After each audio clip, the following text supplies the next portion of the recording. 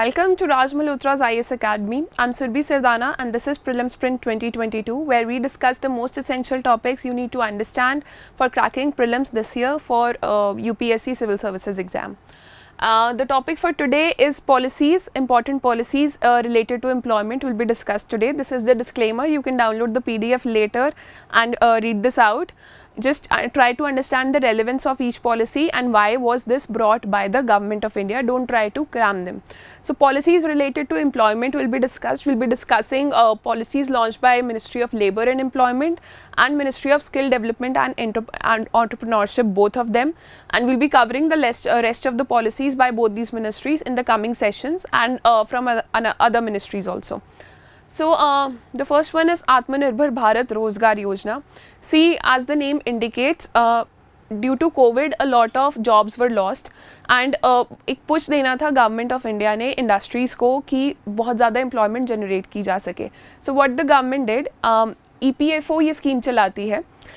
What the government did कि जो 12% contribution employee की तरफ से होता है to EPFO, to the provident funds, and 12% contribution from the employer's side, that will be given by government itself for 2 years. So whatever, so this is all what you have to remember from this side. Ki, the company, any industrial establishment should have at least 1,000 workers to be eligible for this for availment of benefits of this policy. The ministry carrying out this is Ministry of Labour and Employment. We can read shortly about the objectives. To boost the economy, increase the employment generation in the post-COVID recovery phase, and to incentivize creation of new employment along with social security benefits and restoration of loss of employment during COVID-19 pandemic. So when that provident fund का जो share होता है वो जब government दे देती है, then industries are motivated enough to hire more formal workers. So what you have to remember here is that the scheme is being implemented through EPFO, Employees Provident Fund Organization, and it reduces the financial burden of employers of various sectors.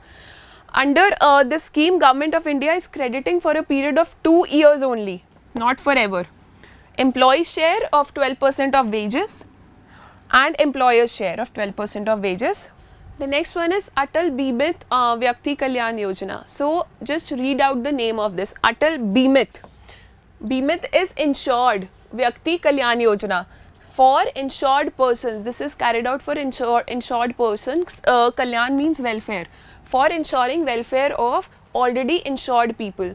So it says कि COVID-19 के time पे बहुत सारी jobs गई थी, and it was said that if a person has lost his job and he has contributed for the previous 4 quarters to the provident fund, then he can avail cash benefits. He or she can avail cash benefits if he or she is unemployed now. And what will be the cash benefit be? Earlier it was 25%, but now it is 50% of the average per day earning due to the average per day earning that this person was having.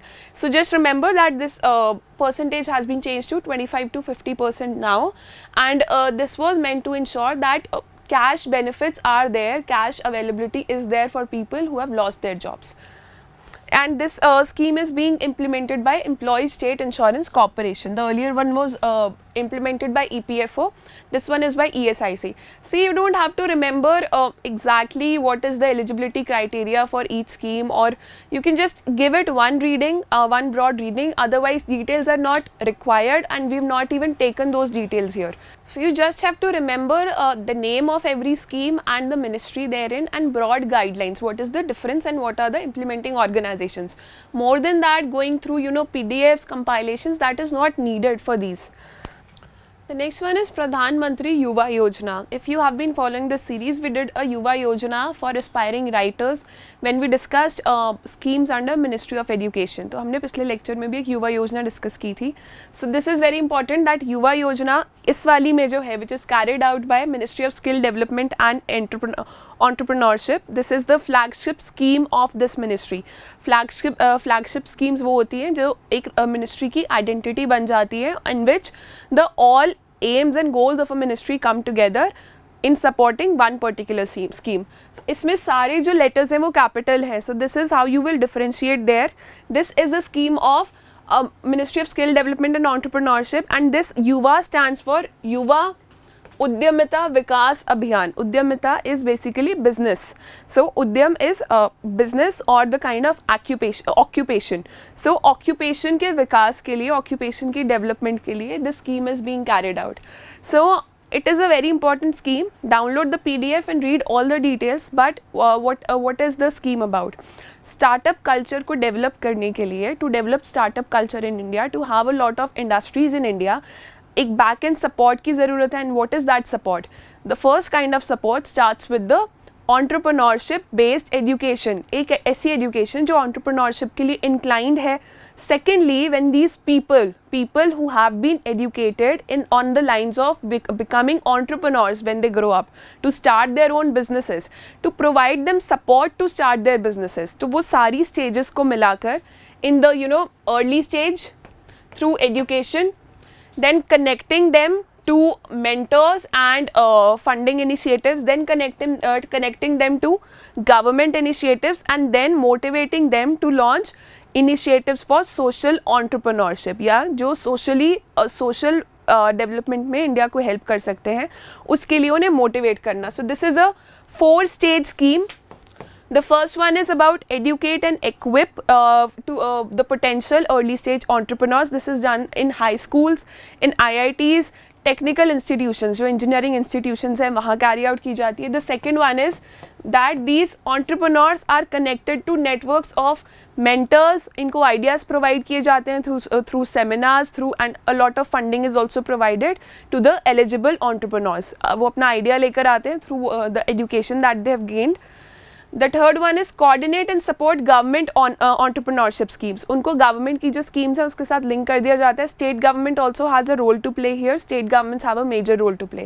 The fourth one is social entrepreneurship. There are some courses available on social entrepreneurship कि इस जो scheme को वो वाला अगर tilt दिया जा सकता है. So as you can read here, it is flagship scheme of this ministry, MSD, Ministry of Skill Development and Entrepreneurship, on education and training. First part, advocacy and easy access to entrepreneurship support network to over 14 lakh youth, to initiate maximum number of startups. Startups का कोई target set नहीं किया गया है, but 14 lakh youth have to be educated in this particular way. This is a centrally sponsored scheme.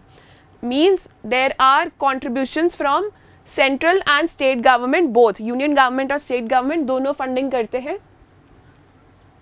And rest we have already learnt about it. This is just the written typo of whatever summary of the scheme available. Download the PDF and then read it for yourself later. The next one is Pradhanmantri Shram Yogi Mandhan. So this is a scheme by Ministry of Labour and Employment. The government recognizes, government ये चीज़ recognize करती है कि if somebody is earning less than 15,000 salary per month or the income of some person is less than 15,000, so that will not be a formal kind of employment in most of the cases.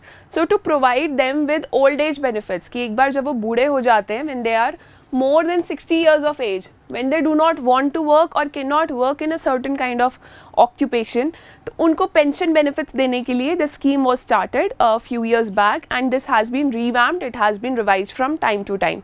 So what you have to do here is you have to learn that 60 is the age group. Sometimes this age group is asked कि 60 के बाद pension शुरू होती है, and 15,000, not more than that. Monthly income should be around 15,000 only, and this has a provision of family pension also. For example, जिस इंसान ने जिसने contribution दिया था, monthly contribution इस scheme की तरफ, if that person dies out without availing the pension benefits, then family pension will be available to the spouse, to his wife or to her husband. And even if the beneficiary dies before 60 years of age and some contributions were made, then it can be carried forward by the spouse, and once she or he turns 60 years of age, then the benefits can be availed. The next one is very important, Pandit Deen Dayal Upadhyay Shramev Jayate Karyakram. See, this was launched a few years back, but since these are flagship schemes, these are very important from examination point of view. Again, this is a scheme by Ministry of Labour and Employment.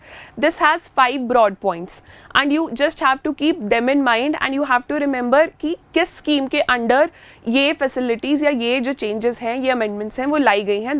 That's all you have to remember from here. The first thing that you have to remember from here is, let me zoom this. The first one is the Sram Suvidha portal. First of all, the scheme has been brought in to improve transparency and create business-friendly environment. Transparency in the industrial sector of India. So there was a lot of corruption, there was a lot of confusion that was going on for a very long time.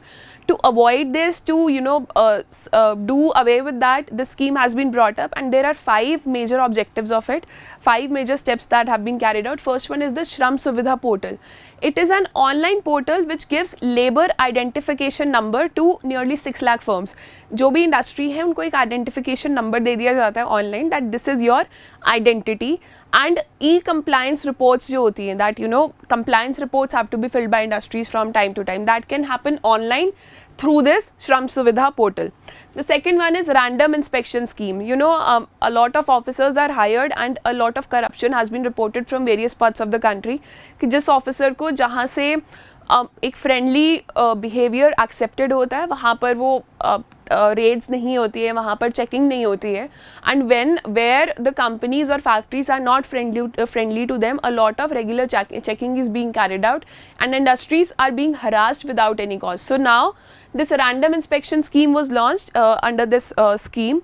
So now it would be a computerized system. कौन सी industry पर कब inspection होगी, this would be in a computerized way. And secondly, whatever reports have to be there, so that corruption की वजह से any किसी और wrong practices की वजह से the reports are not changed by the inspectors. So they have to upload their reports within 72 hours of inspection. So 72 hours, that's a important term here. UPSC has been asking questions about time also, and this is an important scheme. So remember 72 hours of inspection here. The next one is universal account number. इतने सारे employees होते हैं industries में, giving each employee a universal account number so that when they shift to another industry they don't have to start a new account or new provident fund account. So to around 4.7 crore employees that was given, and to provide portable provident fund accounts. The fourth part is very important, apprentice protsahan yojna. See, there are so many bright students, there are so many people who want just training, they're not interested in books, but जो उनका training से development होती है, that can happen, that can take them to to achieve milestones. So apprenticeship develop करना India में, developing that culture of paid apprenticeship, that you learn a skill from somebody who's already skilled, who's already a master in that particular job. And this had to be carried out in the area of industrial sector in India. होता क्या था, that apprentices were either not paid or they were not formally hired by industries because there was a lot of financial burden. कि why would an industry train somebody free of cost or on a salary, and that involves a lot of resource allocation towards that one person. So government has now come up with this idea that government will reimburse 50% of the stipend that the companies, the industries will pay to the apprentices. इससे होगा क्या, what will happen, many young people will be trained, will be skilled now. जो उनको skills की requirement है, that will be directly available from the industries itself, and then they can be employed. So the government will reimburse 50% of the contribution that the industries will make. And Rashtriya Swasthya Bima Yojna has been revamped under this scheme. Many like 2 other schemes have been brought together, and a convergence has been provided for the benefit of workers. So these are the 5 broad steps that have been taken under this Pandit Deen Dayal Upadhyay Shramvev Jayate Karyakram. In any case, if you see such a tough name in the paper or anything related to it, just remember the broad objectives and you'll be through that question. The next one is Portal Pencil. Again, remember that this is not a portal which is developed by Ministry of Women and Child Development, nothing like that. This is a portal developed by Ministry of Labour and Employment to prevent child labor, to track incidences of child trafficking and child labor. And this is an online portal which works with various organizations. बहुत सारी organizations यहाँ पर connect करती हैं, and even if you find out that there is a child who is being harassed with child labor, you can directly lodge a complaint on Portal Pencil. So it is a platform for effective enforcement for no child labor in an electronic platform for no child labor developed by Labour Ministry. Just remember the ministry here. Especially for state civil services exams. This is an old scheme, but this is a confusing scheme. So the portal creates a robust implementing and monitoring mechanism for enforcement of the legislative provisions of National Child Labour Policy. Again, a very important thing. Many a times questions are asked by UPSC as statements that is this scheme in alignment with this policy. For example, this is there to implement the provisions of National Child Labour Policy. So yes, that is a true statement. So since the subject of labour is in the concurrent list, the enforcement of the policy depends on respective state governments, though the Ministry of Labour and Employment carries out many operations with the state police officers or the agencies which are fighting for child labour in various states. So the extent of this policy of this scheme depends from state to state. The online portal aims to connect the centre to state government, district and to all project societies for effective implementation of NCLP. This also has a component of child tracking system. So this is an important point from that area. Basically, it brings everybody together, all the stakeholders together, so that effective communication can be carried out. For example, in border areas, when children are kidnapped and put into child labour, they are taken to some other states, and then other state governments do not comply with this state government, or they are not ready to catch them red-handed. So with this portal, effective communication and effective tracking can be carried out. So this was about today. We'll be covering more schemes in the upcoming lectures. We'll be covering the entire mapping series also. So just keep working hard, stay tuned to our channel and subscribe for the best content on a daily basis.